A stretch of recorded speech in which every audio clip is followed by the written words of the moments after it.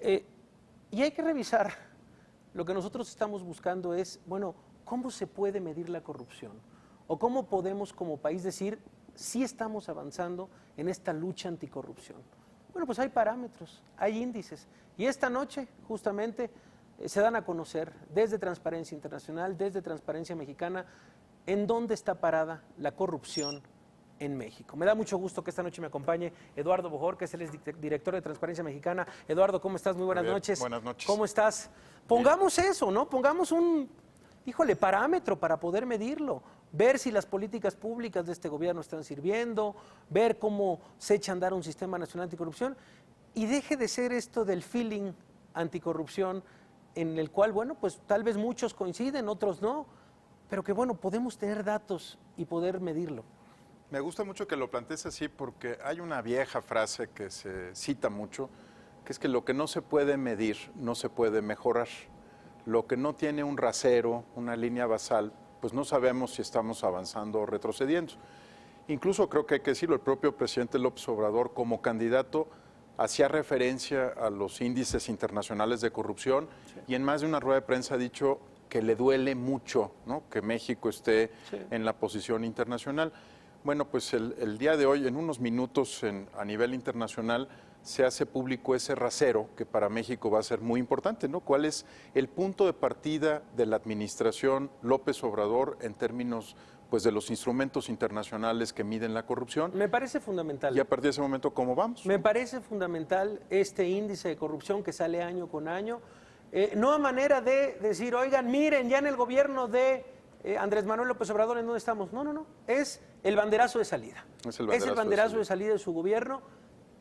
Y es un banderazo que va a estar todos los años y que nos va a ir diciendo, oigan, pues si nos fue mal en 2015, 16, 17, 18, algo cambió en el 19 o algo no cambió en el 19. Me parece que los datos que se publican esta noche desde Transparencia Internacional deben de importar y mañana deben de ser el tema de la agenda de la conferencia matutina. Yo creo que es una muy buena oportunidad porque no es un instrumento que se construya, por ejemplo, encuestando a la población nacional. ¿Cómo se construye? Hay otras encuestas que hacen eso. Mira, aquí lo que se le pregunta es a los analistas de riesgo financiero internacionales, a mujeres y hombres de negocios que pueden comparar entre países porque tienen experiencias directas, pues, con las aduanas, con la parte de exportación, con la parte comercial, con la banca, con los reguladores. Están también especialistas país que lo único que hacen, uno pensaría que no hay profesiones como esta, Javier, pero hay profesiones como esta. Hay personas que se especializan en estudiar los países, los cambios normativos, los cambios legales. Es la comunidad mejor informada del planeta la que es consultada para que podamos ver cómo se encuentra cada uno de los 180 países que se miden en este índice. No se miden todos los países del planeta. Hay países donde el número de analistas o de estudios que podemos tener acceso es muy pequeño y por razones estadísticas no se incluye, ¿no? Cuando no hay suficientes miradas sobre un país, suficientes estudios sobre un país, se deja fuera y se consideran solo 180 países que tienen un número razonable y metodológicamente aceptable de mediciones. Ok, 180 países. ¿Dónde está México? Pues mira, México está en la posición 138, esto es lo que se está dando a conocer en estos momentos. 138. 138 de 180 países a nivel global y la calificación supone una caída de 3 lugares respecto al año anterior. Para ponerlo en términos de series históricas, Javier, el país ha venido constantemente cayendo en estos instrumentos internacionales. Si la caída no es nunca una caída extraordinariamente pronunciada, no se desploma el país. Pero es constante. Pero ha sido constante ya por 10 años. Y la verdad es que pues cada año tenemos que volver a reportar que México sigue perdiendo lugares. En esta ocasión perdió 1 punto en términos de su calificación, pero 3 lugares porque hay otros países en el mundo que mejoraron, ¿no? ¿Cuánto sacamos de calificación? 28 puntos, para que te des una idea, la escala va de la mejor calificación del mundo, la que tiene Dinamarca, Nueva Zelanda, los mejores evaluados es 100. Y después, para abajo, se ubican los 180 países, México tiene 28 puntos. 28 de 100 puntos posibles, que sería la mejor calificación en estos temas. Sí hay 100. Sí hay 100, bueno, 99, ¿no? Digamos, hay un país que es un conjunto de países que son los mejores del mundo, Dinamarca, Nueva Zelanda, los países nórdicos sobre todo. Ok, México 28-100. Vamos a ver estos comparativos. Por ejemplo, yo te pediría 3 comparativos. Con la OCDE, te pediría con el G20, OCDE, G20 y Latinoamérica, por supuesto. Si quieres empezar, por donde quieras empezar, ¿cómo estamos en la comparación de estas 3 columnas? Mira, el grupo de los 20, porque creo que lo que a veces se nos olvida es que México es la 15ª economía del planeta. Entonces está entre las economías más grandes del mundo, por lo tanto está en el G20. Si nos comparamos con los países del G20, México está en la posición 20 de 20, ¿no? En la 20 de 20. Sí, digamos ahí compartimos lugares con Rusia, que ustedes podrán pensar que es solamente un país muy pintoresco por aquellos los mundiales, etcétera, pero digamos que está duramente afectado por corrupción. Rusia también es una federación como México y hay una cantidad de escándalos en el gobierno federal, el equivalente a nuestro gobierno federal, y también en los estados federados en Rusia. Ok, OCDE, ¿en dónde estamos ahí parados? Bueno, hay una apreciación diferente en el caso de la OCDE, pero no por la posición. Es el país peor evaluado de la OCDE, México. Es el peor evaluado también. Sí, está en la peor posición de los instrumentos de la OCDE. Yo te diría que, digamos, probablemente con el ingreso de países como Colombia, que está por ingresar a la OCDE, también es un grupo de países, 37 países que son economías muy importantes, y viene Brasil.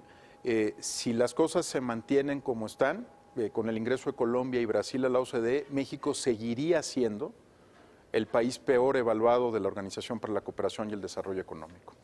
¿Latinoamérica? Mira, aquí me gusta plantearlo diferente, porque más allá de en qué posición estamos, hay países como Venezuela o Haití que están muy por debajo de nosotros. Yo te diría que lo verdaderamente grave es que el argumento culturalista que tantas veces escuchamos, Javier, ¿no? Que este era un problema de la cultura católica, de la cultura hispana, que tenía que ver con la colonia, con nuestra tradición, que el problema es que éramos un gran pueblo, pero nos invadieron los españoles y entonces se echó a perder todo, el acátese pero no se cumpla, que tantas veces se cita, se desmorona el argumento culturalista cuando tú ves, por ejemplo, que Chile está 111 lugares arriba de México. 111 lugares arriba. 111 lugares arriba de México, otro país que fue colonia española, ¿no? Que comparte tradición católica, etcétera. Y Argentina, que es otra federación, digamos como México, también es un estado federado, está 53 lugares arriba de México.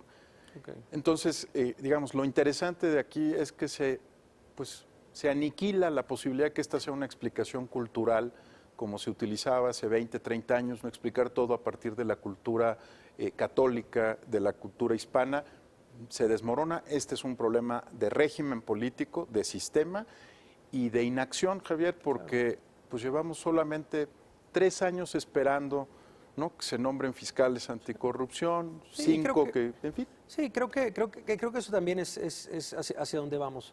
A ver, nos parece muy relevante esto por eso, porque es el banderazo de salida del sexenio de Andrés Manuel López Obrador. Hay que decir, un tema que se lo ha tomado casi personal, un tema que lo repite y lo saca pues prácticamente todos los días en las conferencias matutinas. Todos los caminos llevan a la corrupción en los problemas de este país. Pero no se queda solo Transparencia Mexicana y Transparencia Internacional en exhibir, sino también hace propuestas. El hecho de decir, bueno, pues hay rutas que se tienen que seguir muy bien, o sea, claras y bien trazadas para tratar de combatir este penoso lugar en donde estamos, el 138. ¿Qué dice Transparencia Mexicana? Mira, lo que hacemos básicamente es tomar lo mejor de las experiencias internacionales. No somos el único país que está luchando contra este problema y ver qué es lo que México ha hecho en los últimos años. Déjame tratar de sintetizarlo en el gran nudo que no hemos resuelto. Por muchos años se ha hablado desde la clase política que el problema de la corrupción se resuelve con prevención y entonces plantean acciones preventivas. Mejorar la denuncia, los sistemas de denuncia para los ciudadanos. Ahora lo vamos a hacer por internet, ahora lo vamos a hacer con redes sociales. Se habla tanto de la parte preventiva que parecería que no fuera un problema, pero lo que revisamos este año es que las acciones preventivas pues, no están dando resultados, si no, no seguiríamos continuamente cayendo en los instrumentos. Entonces creo que el gran problema que enfrenta el país es que no hay sanciones. Las sanciones son no solamente muy poquitas, sino que son muchas de ellas muy débiles. Se sanciona, por ejemplo, en la vía administrativa, Odebrecht, ¿no? Recibió una multa en la vía administrativa, se ampara ante la Suprema Corte y le tumban la multa desde el Poder Judicial. Entonces, los 10 minutos que se celebró, que se le había impuesto una sanción, se caen. Un mes después se caen. Entonces, faltan sanciones firmes, sentencias, no solamente detenciones o inicio de averiguaciones previas, sino sentencias de un juez. Y las dos cosas que son prácticamente inexistentes en el país es, no hay recuperación de activos, lo pongo en términos muy prácticos. Hombre, qué buen negocio, si te vas a echar 3 años en prisión y tienes desfalcos por 10,000 millones de pesos, pues te echas 3 años en prisión y sales con 10,000 millones de pesos, ¿no? Entonces, no hay recuperación de activos y ni siquiera se habla en México de reparación de daño para las víctimas. Es más, todavía la opinión pública en muchos casos cree que la corrupción es un delito sin víctimas, cosa que pues lamentablemente nos prueban los últimos días en Hidalgo, el terremoto, la línea 12, ¿no? Es corrupción, claro. Es decir, eso sí tiene víctimas y estas víctimas están pagando un costo altísimo por un Estado que ha sido permisivo en este tema. Las cartas expuestas por el presidente actual, ¿qué te han parecido en materia anticorrupción? Mira, las declaraciones políticas, igual que para ti, son preocupantes, ¿no? Hablar de este perdón y de olvido, pero por fortuna, ahora que digamos, incluso fuimos muy críticos de la manera en la que se dio la designación del fiscal general. Escuchó algo el fiscal general porque del día que se le nombró al día lunes, por lo menos anunció que se empezaba a trabajar en la estafa maestra. Digo, por lo menos, no es la sanción. Tienes razón. Y hay algo que hay que destacar de la administración. En el tema de huachicoleo, sí traen un enfoque de redes de corrupción. O sea, sí no están encontrando a un solo personaje. Santiago Nieto. Santiago Nieto lo tiene muy claro, ¿no? Y el SAT también, ¿no? Los anuncios que han hecho ¿son señales suficientes para cambiar la percepción internacional? No, porque dependerá que haya sanciones y que haya responsables que estén purgando una condena impuesta por un juez. Pues este documento se publica ya en los próximos minutos a través de Transparencia Mexicana, ¿verdad? Sí, en la ¿Cuál página, es la página? www.tm.org.mx/IPC, Índice de Percepción de la Corrupción 2018. Pero desde la página de entrada lo van a poder consultar. Pues Eduardo, muchísimas gracias por la exclusiva. Estamos muy al pendiente de verdad y seguimos el trabajo de transparencia. Gusto en gracias verte, por Javier. estar esta noche con Buenas nosotros. Noches.